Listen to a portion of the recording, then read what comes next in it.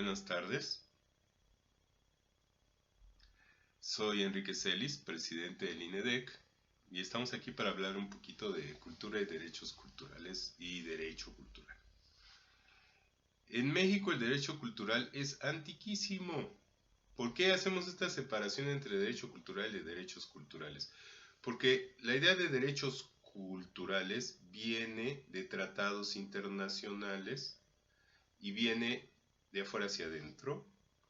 Y la idea de derecho cultural está asentada en todas las leyes administrativas. De hecho, el derecho cultural mexicano está en todas las instituciones de este país. A lo largo del siglo XX, lo que va del siglo XXI y todos los demás siglos, mientras se siga administrando las instituciones. Estas instituciones de administración, todas, en el derecho administrativo está instalado el derecho cultural. Si nos ponemos a ver la generación, por ejemplo, de la Secretaría de Cultura, si nos vamos atrás, vamos a llegar, por ejemplo, a Socicultur, ¿no? Que era una unidad de turismo y de actividades culturales. Luego te vas al Instituto de Cultura, luego te vas a la Secretaría de Cultura, ¿no? Entonces, todo este asunto de la cultura es muy interesante porque está ahí guardado en las leyes administrativas. Tú ves a muchos jóvenes que llegan y que te dicen, no, pues el mundo empezó a partir de los derechos culturales. No, los jóvenes lo que pasa es que no están enterados de todo lo que hay atrás. Todo el siglo XX, pues ellos son muy nuevos, ellos nacieron en el 2000. A los que no nacimos en el 2000, que nos tocó estar como en el cambio entre el siglo XX y XXI, pues nos tocó entender el siglo XX y luego ahora empezar a entender el siglo XXI, entonces pues tenemos esta visión. El derecho administrativo, ahí es donde se instala el derecho cultural mexicano, aparte de todas las áreas del derecho. Entonces cuando vienen y te dicen es que los derechos culturales tienen que ser porque está el tratado internacional tal y el otro tratado y la convención aquí y acá y México firmó y fue parte de, pues ahí es donde está el asunto, ¿no? Porque antes México era soberano. Decir soberano es que México se autorregía. Y cuando dices que México se autorrige, es que no había nada por encima de la soberanía. El concepto de la Constitución estaba hasta arriba y obviamente después venían primero la Constitución y luego todas las demás leyes. Y los tratados internacionales eran por abajo de la Constitución. O sea, aquí tenías los tratados internacionales, por ejemplo, por acá, para no taparlos, y acá tenías a la Constitución. Y la soberanía era esta situación de ser autodeterminar todo lo que pasa en tu país. El máximo poder era la soberanía de este país. Pero ¿qué sucede cuando, y lo de afuera? Bueno, pues lo de afuera era bienvenido, lo que nos convenía como país bienvenido y lo que no nos convenía no le hacíamos caso. Pero hoy en día sucede que se juntaron esto y es el bloque constitucional. Entonces tenemos que los tratados internacionales ya tienen el mismo nivel que el derecho nacional. Entonces, pues obviamente esto causa todo un movimiento tremendo en las leyes, causa un movimiento tremendo en todos lados, ¿no? Todo el aparato jurídico nacional pues se llena de nuevas visiones, de nuevas cosas, algunas excelentes, algunas super aplicables, hay cosas que dicen los tratados que son excelentes y que son aplicables 100% a México, pero hay cosas que dicen los tratados que no son aplicables a México, que no son 100% aplicables a México. Entonces ahí hay cosas que hay que revisar. Y si ustedes me preguntan dónde está el derecho y la cultura, pues siempre ha estado. O sea, el derecho y la cultura siempre están en este país. Siempre ha habido instituciones de cultura, tanto públicas como privadas. Siempre ha habido millones de asociaciones civiles que hacen cultura. Hay empresas, que la mayoría ha tenido fundaciones que hacen cultura. O sea, gente muy poderosa, políticos de alto nivel, han estado metidos en la cultura. Entonces la cultura no es nada como nuevo, ¿no? Sino es una relectura de los campos de la cultura para que funcione mejor el mundo. ¿De qué manera nos ayuda la cultura? La cultura también es un elemento, igual que la educación, igual que los medios masivos de comunicación y todo, del control social. Es obvio que todo el mundo, todos los países del mundo tienen un control social y todos los estados generan a su ciudadano, generan al ciudadano de ese país. Las leyes de un país generan al ciudadano de un país, de otro país, de otro país. Entonces aquí es donde nosotros estamos, pues nos emociona mucho porque se está generando un México diferente, un México. No sabemos qué va a pasar con el México del siglo XXI. No sabemos cómo se va a llamar el siglo XXII, XXIII, XXIV. Aparte no nos va a tocar verlo. Seguramente hay muchos niños que a lo mejor aún ni nacen, que les va a tocar estar ahí al cargo porque a lo mejor van a estar en este territorio. Y pues todos los territorios tienen climas y situaciones diferentes que nos hacen tener culturas diferentes. No es lo mismo vivir al lado del mar o vivir en el desierto que vivir en la selva o que vivir en una zona como la que tenemos aquí, que es un valle, ¿no? En cada ciudad del mundo siempre hay matices. El planeta está lleno de matices. Entonces esto del derecho ecológico también es sumamente importante, ¿no? Pues retomando el asunto de la cultura, pues verdaderamente el derecho cultural no es nada nuevo, es algo muy antiguo. Por eso yo siempre separo derecho cultural de derechos culturales. Porque derechos culturales lo tomamos como estos derechos de segunda generación, que son derechos económicos, sociales y culturales, donde te dicen de allá afuera, pues cosas que ya sabemos aquí adentro. Pero como te lo dicen de allá afuera y como se tiene que aceptar y con, bueno, asuntos políticos, ¿no? Que en este momento no vamos a tratar. Pero pues nos vienen a decir, ahora sí que nos vienen a decir cosas que ya sabemos que ahí están y cosas que tenemos nosotros visualizados bajo nuestro concepto como mexicanos. Pero sin embargo, pues qué bueno que vengan, qué bueno que nos lo recuerden, qué bueno. Entonces, se halla uno con leyes administrativas increíblemente interesantes, donde todas las leyes administrativas casi están formando el derecho cultural. Entonces imagínense ustedes todas las leyes administrativas que hay en México, que son un montón, ¿no? Si le buscas a la Constitución, nada más en la Constitución son como 353, 54 leyes que están ahí. En la Cámara de Diputados de la ciudad del Federal tiene una página muy interesante, los invito a que la lean porque es muy interesante. Pero si ustedes ven esa página hay como 353 leyes administrativas. Bueno, todas son derecho cultural. Entonces ahí dices, pues no, pues es que el derecho cultural no son nada más las bellas artes. Eso es lo que siempre les estoy comentando. Es más, hay grandes investigadores en México de derecho cultural, doctores en derecho, como el doctor Ávila. Saludos, doctor Ávila, si por ahí anda usted. Donde él lo dice muy claro, el derecho administrativo era el derecho cultural. Claro, él segmenta, es muy interesante sus libros porque él segmenta determinadas áreas del derecho nada más como formar ese bloque de derecho cultural. Pero en el fondo lo que es. Y lo que hemos encontrado en años de estudio, en años de trabajo es esto, que el derecho cultural son todas las áreas del derecho. Sabemos perfectamente que el derecho es un producto cultural.